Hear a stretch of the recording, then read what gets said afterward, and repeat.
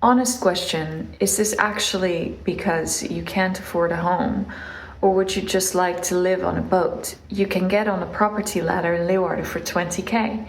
Are you expecting to keep the costs below that? Houses don't cost 20k.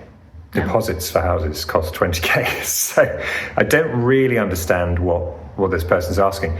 If you want to get a mortgage, you put a deposit down for 20k and then you get a mortgage, but you're still then paying $2,000 a month for the next 30 years. I think there's a societal issue here where people legitimize debt.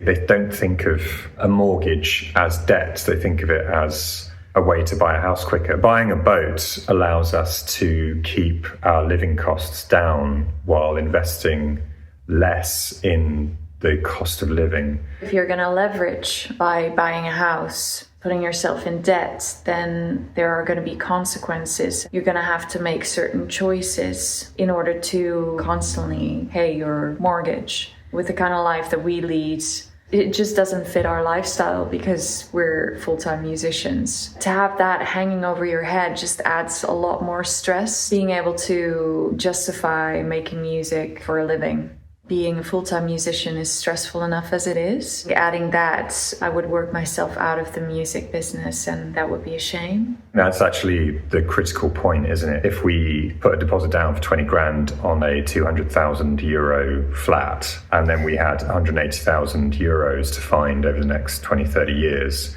we'd end up in a situation where we couldn't make choices that really align with what we want to do with our time, because we'd be having to find the money each month to justify the repayments on the mortgage. That basically is why we've looked at boats, because we can buy the boat outright for the savings we have and then limit the costs of living in the boat moving forward. It's not necessarily for everyone, but for us, I think it makes sense to try and limit the leverage of debt. So I hope that answers the question.